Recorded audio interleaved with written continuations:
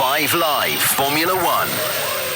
The end of the 2025 Formula One season is only 4 races away, but we've still got a Drivers' Championship to settle. It couldn't be closer between the McLaren drivers. The threat of Max Verstappen still looms, and there are scores to be settled up and down the Formula One grid. As we arrive for round 21 at the Autodromo Jose Carlos Pache, aka Interlagos. Welcome to 5 Live F1 and your Sao Paulo Grand Prix preview. My name's Harry Benjamin, and we've got a lot to get stuck into, notwithstanding those dynamics at McLaren. Can Piastri stop the rot? And can Norris keep the momentum up? We hear from both drivers, and we're in Brazil.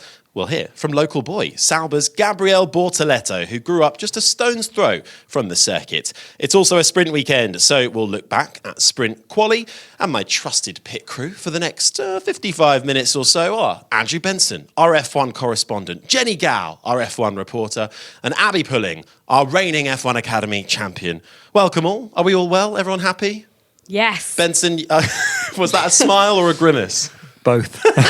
A wry Have we smile. not? No, we've all got to have a bit of churrasco, a bit of, caipirinha. What is churrasco? It's sort of meat. Probably wouldn't work for you, would it? The churrascaria. Yeah, what's the alternative? What are you? More caipirinhas. Yeah, Is that how you say it? I've been working on saying that all day. Caipirinha. yeah, you got Caipirinha, it. yeah. I The more have you no drink, clue what we're on about. the more you drink with caipirinha, the easier it is to say. You've never had a caipirinha, Abby? I've never even heard of it, let alone had one. It's a kind of cocktail made with palm sugar, alcohol, lime, and sugar, That sounds very and yummy. ice. Yeah. And it's Oh, yeah, I'll take 2, deceptively, please. it's deceptively dangerous. I can tell When you. my father-in-law drinks it, he suddenly can speak French. It's the only time he can Nice. speak French, but it automatically happens on the second one. And I've heard other people speak all sorts of languages after 2. There are some very bad Formula One stories that involve caipirinhas. Maybe we'll not get at into liberty those. to share, I'm afraid. The today. alcohol is, I can't say it, kashaka.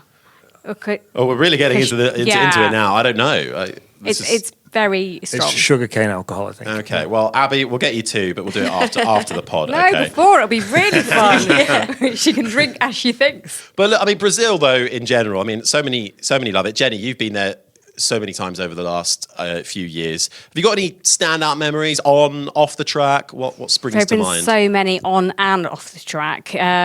Obviously, Mark Webber's final race, him taking his helmet off and going round with the flag, thinking it was going to get dragged into his airbox. That was quite a standout moment. Championships have been won and lost there. Of course, Felipe Massa. That's going on in court at the moment. We'll see who wins that. But actually winning it was Lewis Hamilton. But off track, it's a quite an edgy place to go, and you never know if you're going down a street, if you're going on the right side or the wrong side of town. And we had a lot of good evenings there. Jenson Button used to have a media night. So on the Wednesday before the race, he'd take us all out as a kind of good gesture and a thank you to all of us lot for helping him through the season. And he always used to go to a churrascaria where you could go red if you wanted to stop the meat flow and green if you wanted more meat. I can imagine yours would always be on green. Absolutely.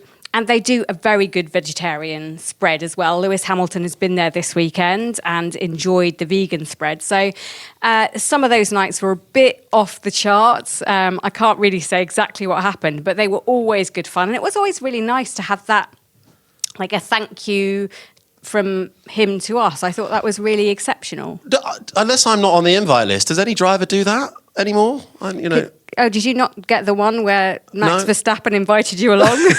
No. Could you imagine, We should get Harry, Ollie Behrman to do one. Can you imagine any of the current crop of drivers inviting the media to dinner as a final gesture of thank you for the season? Any of them? Yeah, okay, you make a good point. Abby, would you do make that? a good point. It's all right. I'll invite Abby, you. I'll this invite is you, Harry. Worth bearing in Yay. mind, Abby. Dinners, please. Thank you I'll very send much. it in the post. Andrew, Jenny says, you could very well end up in the wrong side of town. That's where you like to end up more often than not. Brazil memories?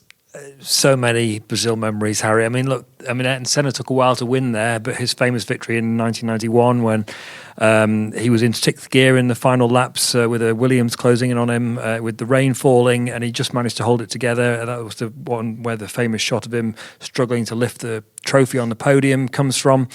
There was some crazy races, 2003, where they declared the wrong winner, for example. It was also a race where Mark Webber had a crash and then Fernando Alonso crashed into his crash.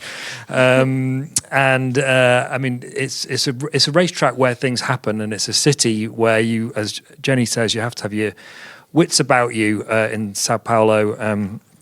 It's not a place to take the wrong turning, let's put it that way. No, but you have to say, Abby, the track, it is I think it's probably one of everyone's favourites, really. It's a cool circuit, it's great elevation, great undulations, and you can have good racing there too. It's really special, I think, and especially that middle sector, you're always doing something with the car and with the steering wheel.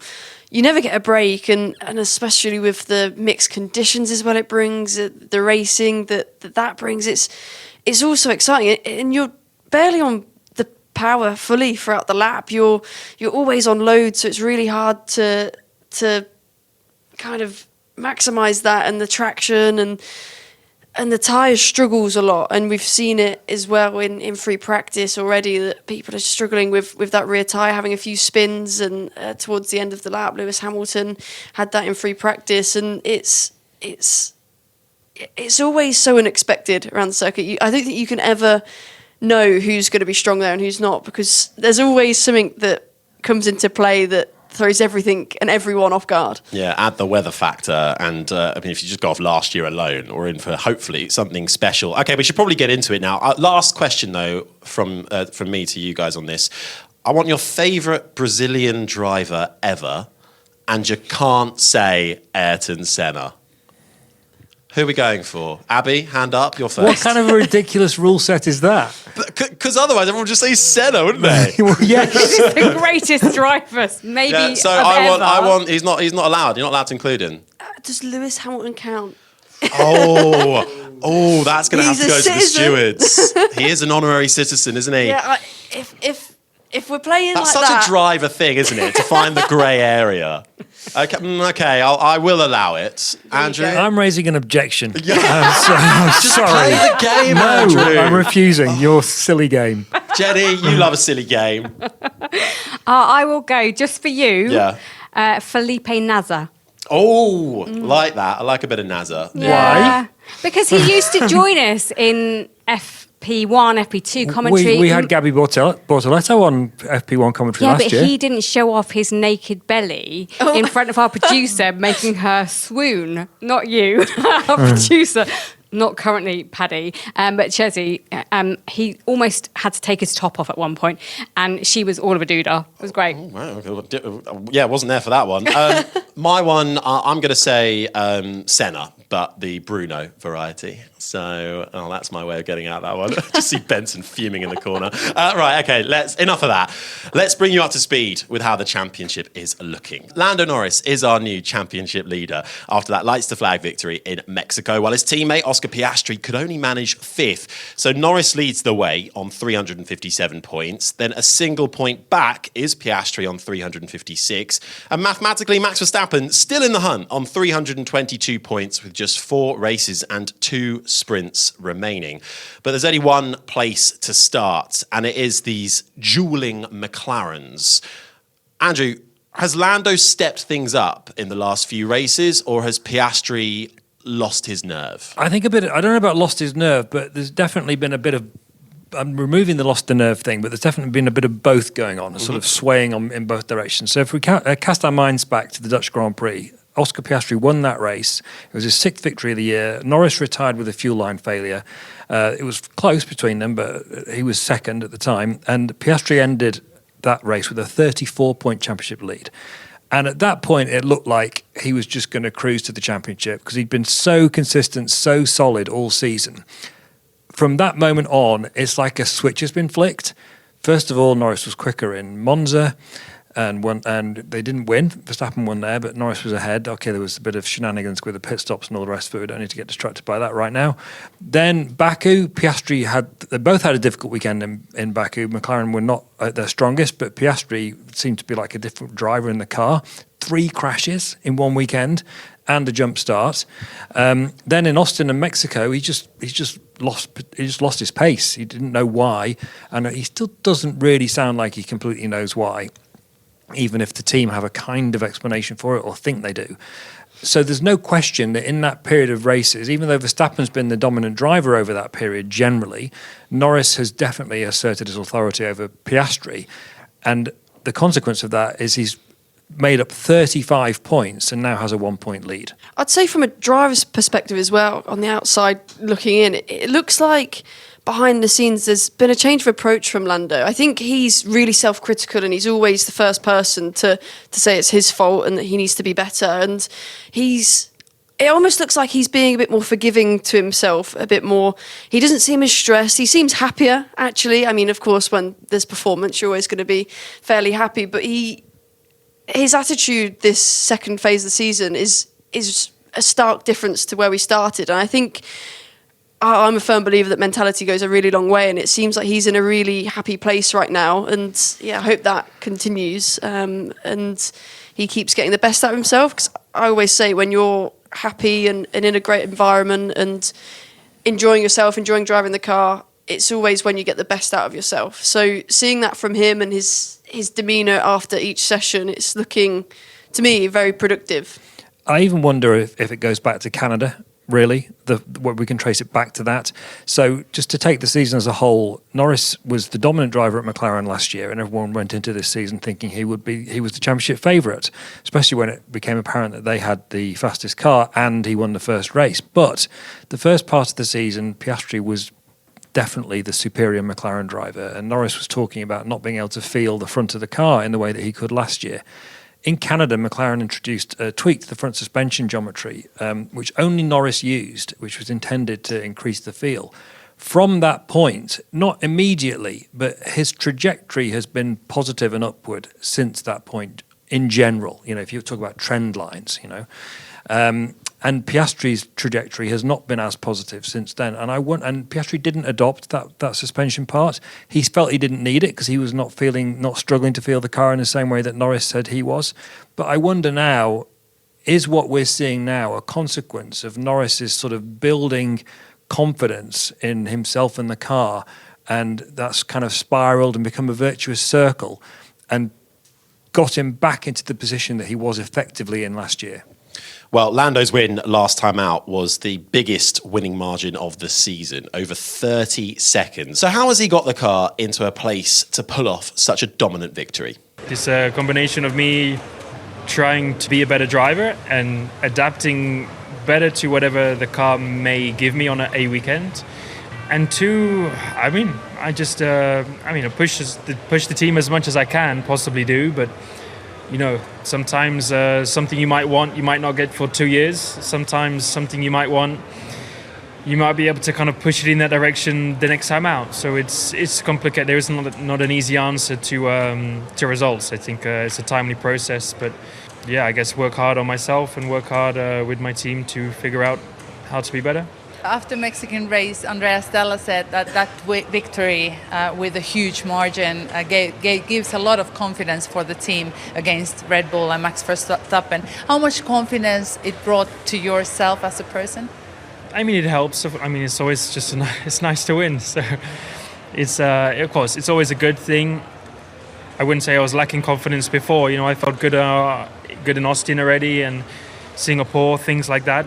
I would definitely say things got a little bit better in the final 2 races, but yeah, it boosts you a little bit, but I wouldn't say it changes that much. Well, Jenny, if you're going to have a boost and a bit of an upward trend, now's the perfect time to have it.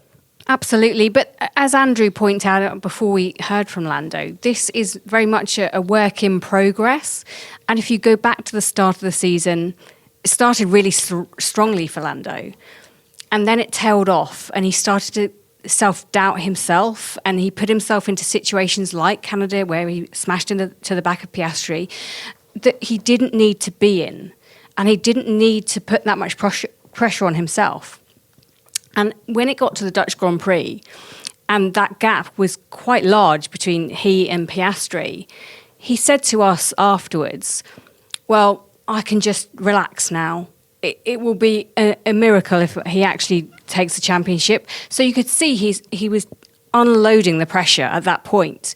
And he's done so much work on his mental health and the mental aspects of winning this championship that actually to find himself back in contention, to find himself now in the lead by the slenderest of margins, 1 point.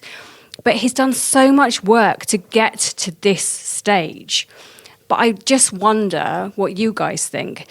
When he is under pressure, when he is leading the championship, is that when it all goes to pot? Is that when he can't keep the calmness and drive the way he wants to? I agree with you with the mental side of it. I think he's really worked on that side, and he's since Zandvoort, where he had that big margin and the pressure was off his shoulders a little bit more, he's come into his own and he's really self-reflected. It sounds, everything he's been saying in the media, it sounds like we know Lando, he looks at himself, as I say, before anything else. And he's one of the drivers that I hear always saying that they need to better his own driving and so on and so forth. Whereas other drivers, maybe you hear them talk about the car more so. So it's interesting to hear that from him, for sure. But I feel like he's got the right people around him to offload that pressure that he may be feeling now. I mean, at one point, he didn't feel like he could get to the point where he is now. And now he is, I think, he's going to ride that wave. I don't think it's going to get to him. Like being in that position in F1 Academy, being the one at the top of the table, people that are chasing, of course, different stakes on the line. It's a world championship, but you always want to be the one being chased. And he's in this situation. He's been the one chasing and he's been the one being chased. Whereas Oscar, he's always been the one at the top. He's always been the one to beat. And now it's the roles are reversed. And I think almost we might see it going the opposite way. It might be that you've questioned whether Lando can deal with that pressure. It might actually be that Oscar can't deal with the pressure of chasing. I mean, we'll see how it goes in the next couple of races, but I think it's hard to really say.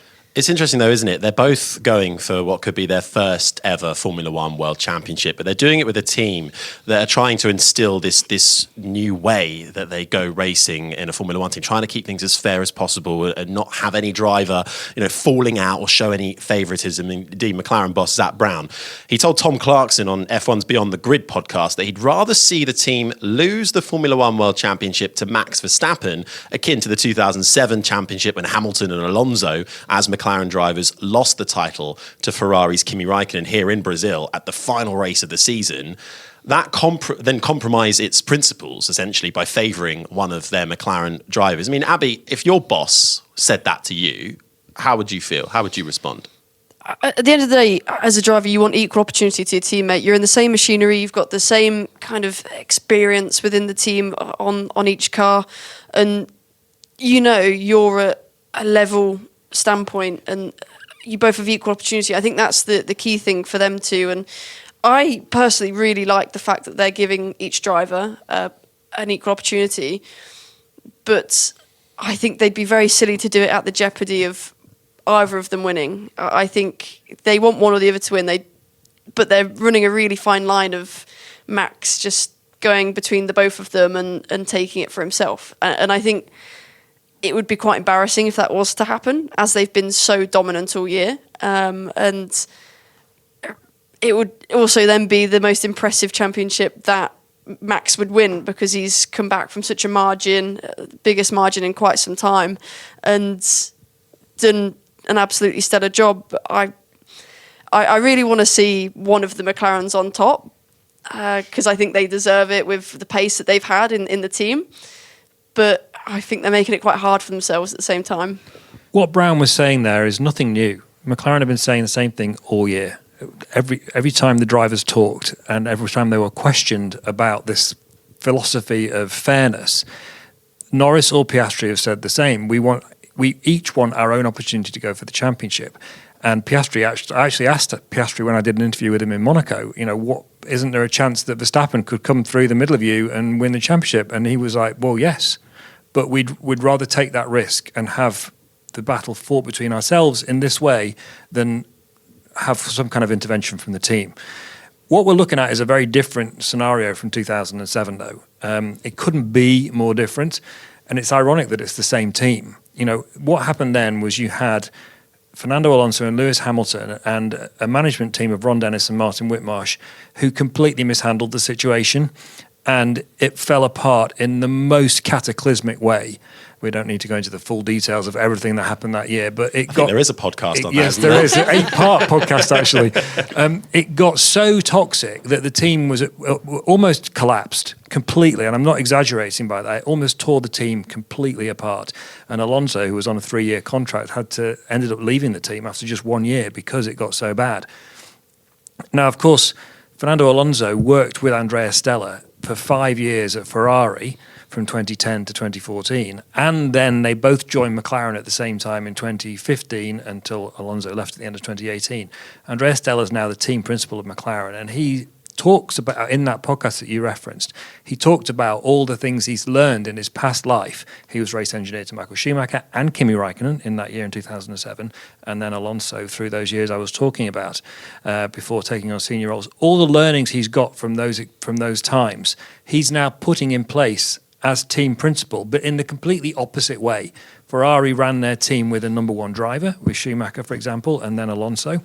And then McLaren mismanaged their drivers when they were trying to have equality between Hamilton and Alonso in a bad way. Stella's trying to do something that no one's ever done before, which is have two competitive drivers going for the championship in the same team and not fall apart at the end of it. And so far, he and Brown, through their empathetic management style, have pulled it off.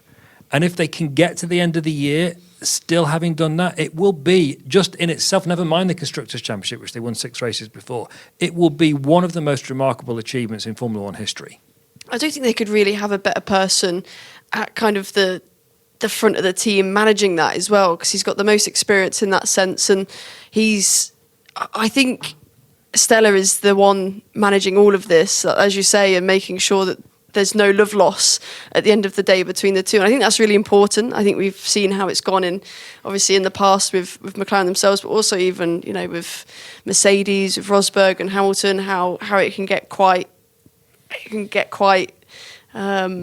Heated, yeah, that's the word I was looking for. Well, he's done it by getting them to buy into the idea that they both want to be at McLaren for the long term.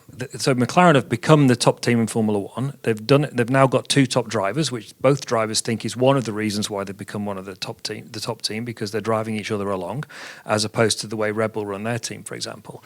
And they want to stay at McLaren winning for a while. But of course, if they fall out, then that's not going to happen. And so he's sold that to them, Stella and Zach Brown, and they've gone for it. And they've kept it on an even keel in a remarkable way so far. And it speaks a lot also to the characters of the drivers themselves, because typically, historically, top Formula One drivers don't buy into this sort of collective collegiate mentality for a Formula One team. It gets too personal when they're going for a world championship. And that's why it's such a remarkable achievement so far. 2 top drivers, but many people now have Norris as favourite for the title based on Piastri's recent performances. This is what Oscar Piastri has said in response. I mean, people can think what they want to think, right? But for me, I know that I've still got what it takes to win the championship. And yeah, there's been some bumps along the road, but there's been bumps along the road for everyone this year at different points. So I'm confident that I've learned a lot of helpful things from the last couple of weekends in particular, and I'm confident as well that I can still perform at some of the heights of the success we've had this year. So still a lot of laps to go this year, and I'm very confident I can still win. When it gets to moments like this in a Formula One driver's career, Jenny, and for Oscar Piastri in particular, where he's had a rough run and he's trying to bounce back, how important does the surrounding become? Because we know he's got Mark Webber managing him and overseeing, comes to a lot of races, and Mark Webber's been there and done that. And we talk about team harmony that McLaren are trying to instill. It wasn't exactly harmonious between Mark Webber and Sebastian Vettel in the Red Bull days. So Webber knows how to go racing and how to not go racing.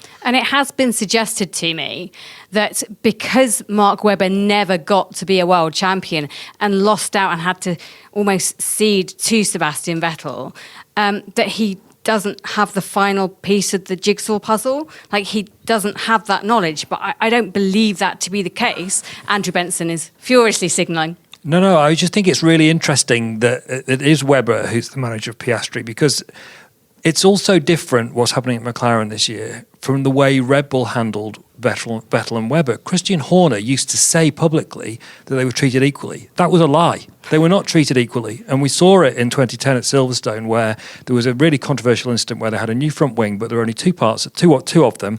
Vettel's broke in practice, and they took it off Webber's car and put it on Vettel's car for qualifying. Webber was furious, and he ended up winning the race and came out with that famous remark, "Not bad for a number 2 driver," at the end of the Grand Prix. It's completely different.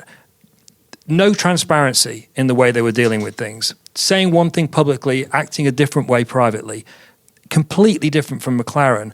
Absolute transparency with the media and internally between the team bosses and the drivers. And I think that's how they've managed to keep a lid on it so far, in the way that, for example, Red Bull didn't with Vettel and Webber. And it comes back to what you were saying, that if McLaren can pull off this feat of the drivers not falling out and still taking a drivers' championship, that will be an immense result in itself. But I do think there is a touch of embarrassment lurking around the corner for McLaren, because, as you say, if they're doing the virtuous thing and saying, we will race fairly, we will give our drivers equal backing, and then Max does come through and take the world title for Red Bull, doesn't that just rub salt into the wound? It shouldn't be that easy for Max to be nearing another world championship, surely. Is it that easy, though, for Max Verstappen? Because he is Makes it still in look this it. hunt. I would also question whether what McLaren have done has harmed them in any way in comparison to Verstappen. I can't think of a race that they've lost to Verstappen as a consequence of this equality of treatment. Can you? He's won lots of races and got himself back in title contention, but only by beating both McLaren drivers. It had an effect in Austin, certainly, because they were being so careful of each other, they actually crashed into each other, and the whole Not mindset. careful enough, I know, obviously, that's in the whole Piastri's thing, case, though. yeah. I think just the mindset of being What else? wary of each other, being aware of each other, impacts what they actually do on track. I don't see how they've done I don't think how on a team operational level, I don't see how they've done anything to harm their chances against Verstappen. That's what I'm saying. I mean, I would say, like, if you go off Singapore and they had a bit of contact and that caused repercussions for Lando, which we ultimately didn't massively see because it then got reversed as the contact happened in Austin. But you have all this mess kind of going on off track. Well, he's got repercussions now and this, that. Max is just sat there laughing, I think. He's like, well, they can have their own internal kind of spiral and I'm just going to come by laughing whilst they're kind of having a little breakdown internally. That's my opinion on it. It maybe not directly has affected a specific result, but all the noise that's going on for each driver off track is not quite helpful. True, but you can't have two people competing equally, like you say you wanted, and they're going to take points off each other. But if you're starting from the point of we're going to treat them equally, you have to go through with it, right? And I think that's my point. From the basis of treating them equally, I don't think they've done anything other than the fact that there's an inevitability of that taking points off each other and not focusing on one driver. But once they've decided not to focus on one driver, I don't see anything that they've done this season that's harmed them against Verstappen, is what I'm saying. But talk of Verstappen, he has still got a hunt in this championship. He's still got a fight to bring, but he is on the back foot. So he still needs, Abby, a bit of a slice of luck to fall his way this weekend to keep that possibility realistic. Yeah, and especially since in FP1 they struggled a bit, the Red Bulls, they had a bit of bottoming at the start. Yuki went off and crashed. Max nearly followed suit but managed to save it. It's not looking like the easiest weekend for them as their free practice running was a bit hindered. Max never got a proper stab at a performance run on the medium tyre because he got impeded. So it's going to be really hard going into the rest of the weekend to maximise everything, as he's not yet got a proper feel for everything. My worry is when Verstappen's on the back foot like that, and Brazil, which tempers weather, he comes out fighting and he'll fight this weekend. So I think we can say this is a do or die weekend for his championship hopes. It was a question put to Max yesterday. Maybe. We'll find out. I'm not really stressed about it. I know that if the car is good and fast enough to win, we'll do that. If it's not, then I think naturally, at one point, of course, you're not in the fight anymore. So I think over the last few rounds, we have done a very good job as a team. But of course, if we want to close that down further, we need to be ahead constantly now. And that will be, I think, a big challenge, but we'll see. This being a sprint format and maybe a little nod to the weather forecast as well, again, based on what you did last year, does that give you a sense that this could be a big opportunity for you, having a sprint format in play too? Yeah, but in the rain, it's always very risky. It can work for you, it can work against you. Also, this season, I think in the wet, McLaren has been very, very strong to control the overheating, for example, on the intermediate tires. So it's not a given that if it rains, that suddenly, we will be the ones to beat. So we just wait and see. I'm not really too stressed about it. We'll just give everything we have. If that's enough, then we'll probably close up. But if not, then not. It's quite straightforward. Max Verstappen then, third in the championship, but he's certainly not ruled out of this one yet, Abby. Definitely not. And he, by the sounds of it, is taking it race by race, which he's known for doing. And him and Red Bull have that mantra of let's just take it race by race. Whereas, in contrast, McLaren, I think, are getting a bit skewed by the bigger pictures. Conversations are, we need to keep it equal for everyone. Again, go back to some of our previous points. And I think it's just overcomplicating it, whereas Red Bull are keeping it simple, taking it session by session, race by race, and they're just putting together the best performance they can, weekend in, weekend out. And if they keep doing that for the next couple races, it could be quite an exciting final race weekend. Sprint weekend as well, and Max Verstappen loves a sprint, Jen. He does, and he's done well in the last couple. Clean sweep last time out for a sprint weekend. So I think he is always a threat. And in Brazil, he's a double threat. And in the rain in Brazil, we could have another situation where qualifying doesn't happen on Saturday. It happens on the Sunday. There's a grade 4 weather warning, which means the worst amount of rain that the FIA predict. Normally, it's a standard 40%, whatever we go, wherever we go. But bear that all in mind as the weekend continues and ramps up, because Max will use that. And we've seen some sublime performances from him last year. Qualified and started 17th and went through and won. So you can never discount him. Yeah, he's outstanding in Brazil and he's outstanding in the rain. He's outstanding full stop, let's face it. But just to throw a curveball into the whole wet weather Max Verstappen theory, every time it's been wet this year, McLaren have absolutely dominated. There's something about the way that car treats tyres. Think of Australia, think of Belgium, think of Silverstone. And Verstappen's not been able to get near them. So just because it's Brazil and it's wet doesn't necessarily mean Verstappen's going to run away with it this year. I do think as well we're at that end phase of the season. We're in that business end of the season, and all three drivers are in an absolute pressure cooker situation. There's a lot for them to manage on and off track. And with the rain variable coming into that play, it's making it even more likely that someone could drop the ball, and that could be their season over. That could be their chances for the rest of the season. They can't become world champion, and that's scary to think of for them. Yeah, it's easier to make a mistake in the rain. That's a really important point to brilliant. make. And we're so lucky to be enjoying such a build-up to the end of what's been a brilliant season. Everything kind of pales into insignificance, really, outside of the Drivers' Championship battle.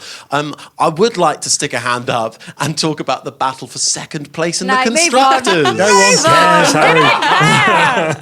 No? Come on. The most dramatic championship. Actually, the Constructors is really close. So Not just for let me second, give but you the also for numbers. fifth, for sixth, certain down. Yeah. Oh, it's not like you to be interested in the battle for sixth. That's my territory, Ben. I didn't say I was interested. I said it was close. Oh, yeah, it is close. Well, I'll tell you, I'll go with the headline one. Ferrari are in second, right? They got 356 points. They're only 1 point ahead of Mercedes, who themselves are only 9 points ahead of Red Bull. Verstappen. And Team Verstappen. I mean, that does say something yet again, doesn't it, about that second seat. Poor old Yuki Tsunoda. But, I mean, so, Andrew, if Ferrari can hold on to second come the end of the year, does that go some way of sort of salvaging this season, having been in the title fight right to the wire last year? Well, in a way, it's ironic, isn't it? The Constructors' Championship is reflected completely inversely on the competitiveness of those relative cars. because the fastest car is the Red Bull, but it's fourth, and the slowest car is the Ferrari, but it's second. And it's because Hamilton and Leclerc as a driver lineup, or I should probably say Leclerc and Hamilton. Why? Because Leclerc is the leading Ferrari driver this year. They've piled on points together, whereas both Mercedes with Russell and Antonelli and and Red Bull even more with Verstappen and Tsunoda have a very skewed driver lineup in terms of points delivery. So that's the only reason Ferrari are second rather than Mercedes or Red Bull. Well, let's hear from Charles Leclerc. We asked that question that I just posed. If Ferrari finished the season in second in the Constructors' title, would that be deemed a good season? It's not good enough, no. I think when you drive for such a team, the only thing that is good enough is to win. And but it's also true to say that we are against a very, very strong competition, and also teams that have a lot of history in the sport and that are very special in their own way. So it's not easy. But I think as Ferrari, and when you work for such an incredible brand, it's not good enough, and you've got to target for winning. Having said all that, considering where we've started the season and where we are now, it's a good season. It's a very good improvement throughout the season, as it's been very difficult at the beginning of the year to understand exactly in which way what did we have to tackle with this new car. But yeah, to now be fighting still for the second constructor should be our target, and for next year we'll target higher up for sure. What will you choose between a victory or the second place with your team if you had to choose? I don't know. I mean, I'll take both. I think if you win, then it's obviously more likely that you get the second in the constructors. So it's a very difficult questions to answer. I would love to win. I think it's really important to at least be winning once in a season where everything has been so tough for everybody. The second place is not what's going to. We'll probably be happier as a team after a victory, but the second place needs to be our target, and we need to target both of the two things. So I won't choose between the two. Charles Leclerc then speaking, and it is the Ferrari mantra. It's winning or it's nothing at all. It's not worth their time. It's interesting because when I spoke to Lewis Hamilton in Austin, I said, do you even care about that? Does it matter to you? And he said, very much so, yes. Maybe that's the difference between Hamilton in his first year trying to prove something at Ferrari and Leclerc in his multiple year at Ferrari being part of that team. But it does mean something to the drivers this year more than ever, because there is such a tight battle. And I dismissively say, it doesn't really matter. But it does to them, and it does to the teams, because there's such a difference in prize money. Okay, Ferrari have all the money in the world. But for the other teams, it does mean something to them to finish as high up as they can. And Ferrari, two drivers can score points. It looks like Mercedes have true drivers now that can score points. It's only Red Bull that are bringing up the rear with their Max Verstappen team that will try and challenge, but I don't think they can now. Okay, well, with 4 races left to go and 2 sprints, it's the prediction everybody wants. Who's finishing second in the constructors? Don't all rush at once. I'm going to go Mercedes, because I think they'll ace it at Vegas, and I think that double points finish, maybe a win and a podium or a 4th place for Antonelli, I think that'll be enough to put them through. I'm going to go with... I'm torn between Ferrari and Red Bull. I feel like if Get off the fence, Abby. Off the fence. I'm struggling. I'm going to go with Ferrari just because they've had 2 consistent point scorers. And they've not had anything special, but they're just always there. Nothing special. You'll be okay. Yeah. And Andrew Benson. I'm also on Abby's side. I'm torn between Ferrari and Red Bull. And I think Red Bull will do it on the strength of Verstappen. Okay, so 3 different picks then. We've got Red Bull versus Ferrari versus Mercedes. We'll see how that one pans out. We've already seen how part of the weekend has panned out. We should probably talk about that as well. The action we saw on track, just the one practice session. And as it's a sprint weekend, of course, just a couple hours ago, we saw Lando Norris in the McLaren take pole for tomorrow's sprint race. Abby, McLaren looked quick all the time, but it was a really tight and competitive session all throughout. Yeah, they didn't seem to have as much confidence on the soft tyre actually in Q3. They definitely had a larger margin on the medium for sure, but I think that's actually also because it's a strength of the Mercedes. I think the Mercedes just did particularly well on the soft as well, with Kimi Antonelli actually starting from P2, which is an exceptional result from him and his teammate in P4. So it's kind of neck and neck really between the two teams. See, I told you, Mercedes are coming back at you. Yeah, I was really wrong with Ferrari. I thought watching Norris out there, he was impressive once again, and I think he's taken that confidence, that form from what he called a great weekend last time out in Mexico, and he's used that self-belief and his ability to drive that car and just gone, you know what, I'm taking this to the fight, to Max, to Oscar, and he went out there and drove like a world champion in waiting. Yeah, he's definitely got a lot of confidence behind him, and he's just holding himself so different this second part of the year, and I'm excited to see how he keeps going. And I know it's only sprint quali, but actually if he could do the job again and repeat that for quali, Norris splits Antonelli, Piastri, Russell, Alonso, Verstappen. That could be really useful points if that is how it ends. It never normally is in Interlagos, is it, Harry? No, it's not, but he's certainly putting in the hard yards early on and so far doing what he needs to do.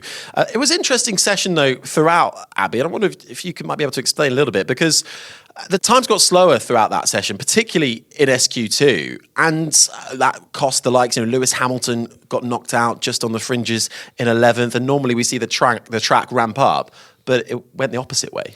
Yeah, I think from the mediums in SQ2 to SQ3 on the soft, we only saw like a tenth improvement, which is very unusual actually. You normally see a bigger performance increase, and a lot of that come from it started getting overcast, and with that the temperatures drop, the ambient and the track temperature drops, and it looked like it just really affected the drivers more so than I actually expected. But through personal experience, it always gets a bit slippy, and you don't have that same bite from the tyre when it gets overcast, and you could see them really, really suffering from it on an extreme level this week, this session. Because for a moment, I thought Alonso was going to get his first pole, admittedly sprint. Could you imagine the scenes? His last pole being back in 2012 in Germany at Hockenheim. And although it would have annoyed me if he had got pole, because it's still only a sprint pole and the stats it just doesn't work very well. In the end, he didn't, but still a really good rise for Alonso in 5th. Actually, both Aston Martins, Alonso 5th, Stroll 7th, so good showing from them. The McLaren's obviously 1 and 3. Oscar Piastri still with a good starting spot, and I still think it's an improvement, and there's positivity there for Piastri to take away after a pretty barren run. Kimi Antonelli and Mercedes both coming out to play, though, as you said. Kimi Antonelli splitting the two McLarens second, Russell just behind them. Max Verstappen, Abby, kind of fell away, 6th in the end. Yeah, during the SQ3, there was 2 complete different strategies. There were some drivers that went out, bagged the time early and made sure that they had the room for errors and to try and improve upon their time, whereas there was the other half where Alonso and Verstappen were in that, who opted to do 1 lap on the tyre, get the peak of the tyre when the session is theoretically the best, although, as we said, the temps were dropping, which was reducing the performance, and it definitely went in the favour of the drivers who did go out at the start and bagged the time, and we saw some mistakes from some, and they were able to go out, do another lap and improve upon that time again. And I think it took a lot of confidence from the drivers to say, actually, no, I'm just going to do 1 lap, when the softs hadn't been ran all weekend because they didn't have the opportunity in free practice 1. I think it was quite bold, maybe a mistake from some of their parts. Bearing in mind, Verstappen was on the radio saying the car's broken, it's completely undrivable during sprint quali. You would have thought that actually he'd use that time to go out and prep, but that's Max. He's bold and he's sometimes beautiful, but I say P6, not beautiful. I think the thing that's lucky for him, though, is there is a sprint race, so there isn't as many points available, so there's not as many points that he can lose as well. So in that instance, it's not the end of the world, but for sure he wants to be doing better if he wants to be in the title fight. Well, less points up for grabs in a sprint, but still crucial nonetheless. Let's just talk about Ferrari. We mentioned them. Leclerc 8th, Hamilton 11th. Their performance is not good. They were struggling throughout the whole session. You could see in the middle sector lots of lockups, struggling on traction, feathering the throttle. And we actually saw Charles Leclerc spin because of that. He was a bit offline from a lockup and just pirouetted. And then in doing so, impeded Lewis Hamilton, who was trying to improve to get to SQ3, and he didn't improve on his lap because there was a yellow flag, so he had to lift. And he's actually under investigation for that, which we'll see what will happen after the session, which hasn't been decided as of yet. But yeah, just in this part of the season, they really could have done without that. And I think this sets us up for a really cracking race. Well, the sprint race gets underway at 2:00 tomorrow, and you can hear it on Sports Extra 2. Now, it is the Brazilian Grand Prix weekend. Sorry, Sao Paulo Grand Prix weekend, as we have to say now. But there is one man who will have a hopes of a nation on his shoulders. The rookie for Sauber, Gabriel Bortoleto, the 21-year-old Brazilian, is racing for the first time in F1 at his home Grand Prix. I think it's the first time we've had a Brazilian driver since 2017. He actually grew up in Sao Paulo, not too far away, about 15 kilometres from the track. So he knows this place well. Tell you what, shall we hear from Gabriel Bortoleto first? He's speaking to Tom Clarkson. Yeah, I'm extremely excited for this weekend. Just looking forward to drive, to be honest. It's a track I've not been here so many times in the past. I've driven here like once, but 4 years ago with like a GT car. So I don't know so much the track. But yeah, very excited about driving here in front of the Brazilian crowd. So drove here 4 years ago, but when did you first visit Interlagos? What was the first Grand Prix you saw here? Well, Interlagos itself, there is a go-karting track just literally next door to here. So I started racing when I was 6. So basically, yeah. So when I was 6 years old was the first time I came to Interlagos. But a Grand Prix, I actually didn't come to any Grand Prix before my F3 season. So I think 2023 was my first year in Interlagos, watching from the paddock. The other years I was watching from the go-kart track because you can actually watch if you just stand in the wall there, you can see it. Yeah, it's not super legal, but it's fine. And have you dared to dream just what would a points finish mean to you this weekend?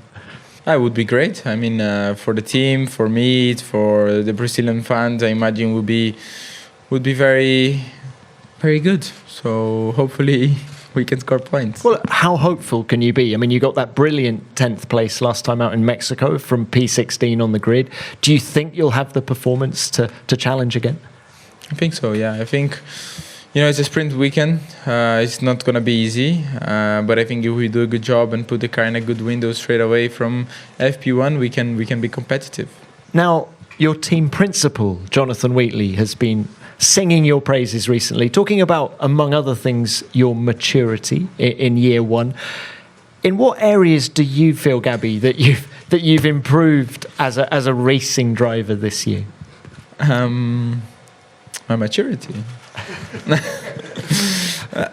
I don't know. I mean, I just feel like when you come from F2, you are used to work with a team of 25 people, 30 people maximum, and I don't know, I'm putting a number like this, and then you get to Formula One and you have more than 1,000 people, working in two cars to make it run.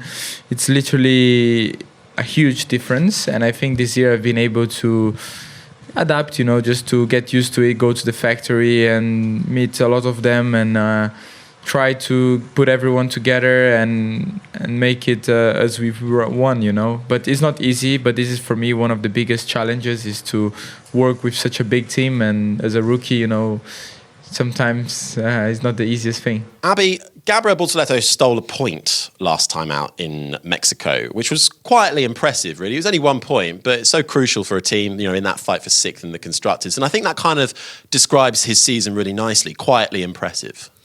Yeah, I think exactly that, quietly impressive. And he's been a bit of a silent assassin in working in the shadows. He always ends up just being there or thereabouts in the points, and he's been doing a brilliant job against his teammate. Obviously, against Nico, people don't put him up to the likes of Leclerc and Hamilton and so on and so forth, but he is a top-level driver with lots of experience, so to be going up against Nico and outperforming him in quite a lot of occasions, he's doing a brilliant job in his rookie year, and I mean, he'll be going to the Interlagos circuit with absolute excitement in front of the home crowd. He obviously will be wanting to get a good result. I mean, around here, you never know what's going to happen. We've seen 2 Alpines on the podium here before, and that is a bit unheard of, really. So you never know. Could you imagine if he ends up on the podium? That would be incredible. The scenes. It would be incredible. And he'd be one of 2 drivers to get a home podium, obviously, because Lando Norris got a home podium, and then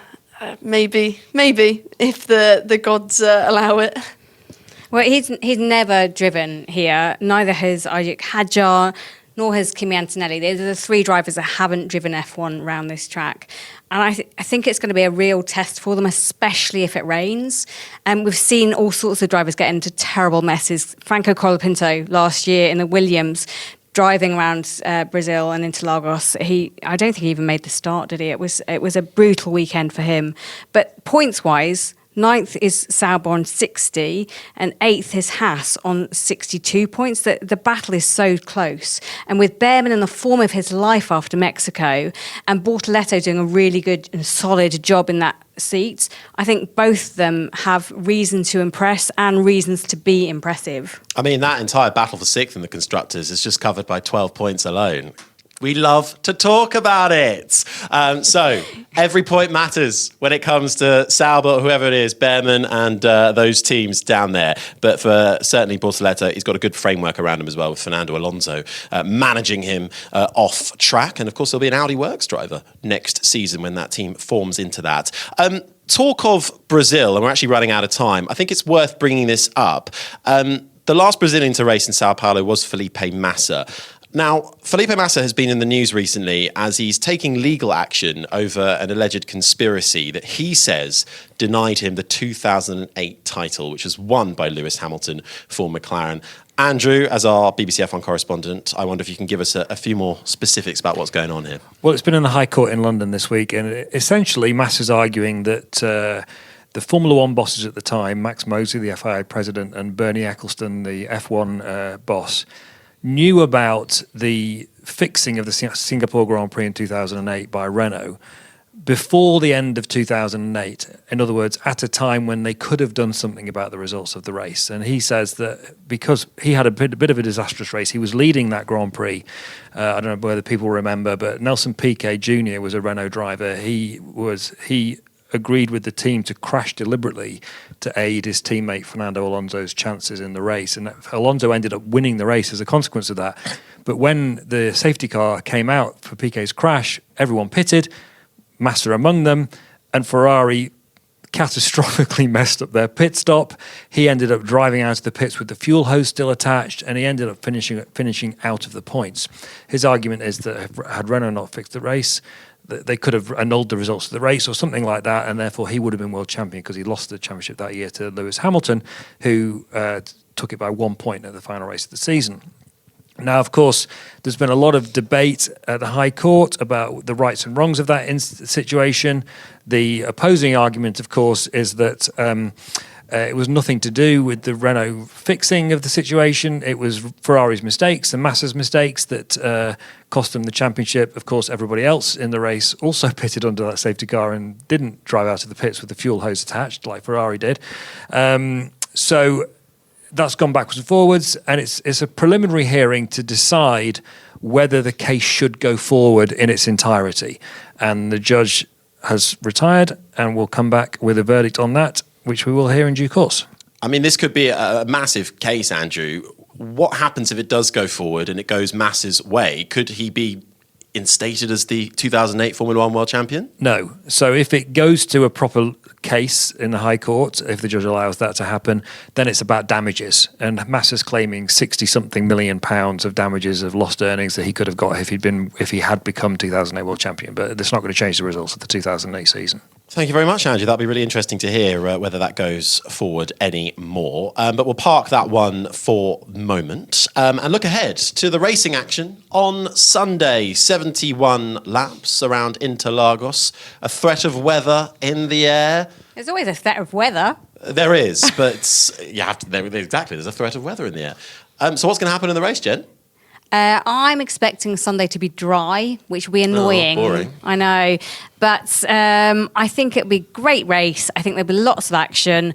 And I think Max is probably going to win. Although, listening to Andrew's reasoning and why he thinks that it might not go in Red Bull's favour has made me kind of reevaluate that. But I'm sticking with it. Abby? I feel like we're going to get the situation. I disagree with the rain. I feel like we're going to get a bit of like spits of water, and people are going to be like, "Oh, do we box? Do we not?" And then people stick it out on the slicks, and they have a safety car. If this goes, Two Alpines by the way, on the podium. yeah, exactly. No, I think you could just never predict Interlagos. That's what I've learned from the last couple of years. It's always something unexpected, and I mean, McLaren's looking strong. Mercedes is looking fairly strong as well. I think probably it's going to be an orange car on the top of the podium. That's what I'm going to say. You're very good at dodging the answer. You're such a racing driver, aren't you? So Lando or Oscar for the win? That's what you're saying. I think so. I think it's going to be one or the other. Okay, Andrew, will you give us your race prediction, please? Look, the thing is, Harry, it's so difficult to predict at the moment. McLaren or Red Bull, basically, Verstappen, I would say, are going to win the race. That's a given. But saying who at this stage is just too hard, and I'm just really excited to watch it. I think we all are. I'm going Verstappen for the win. I'll go Bortoletto on the podium, and we'll throw a Carlos Sainz for a top result as well. Why not? Do we need to bring it back to Andrew Benson for his favourite Brazilian driver? We absolutely do, excluding Ayrton Senna. Andrew, come on, we can't end the show unless you give us one. What? One. Just one. As a personal favourite, on a personal relationship point of view, whatever you deem. Rubens Barrichello is a really nice guy. Oh, always really liked him. That wasn't so hard, was it? So, yeah. There we go, Rubens Barrichello. We got there in the end, and perfectly timed, because we are done. Lots more F1 action to come your way on the 5 Live Network throughout the weekend. Both the sprint race and quali will be on Sports Extra 2, and Sunday's race will be on Sports Extra Lights Out at 5 p.m. This has been an IMG production for BBC Radio 5 Live.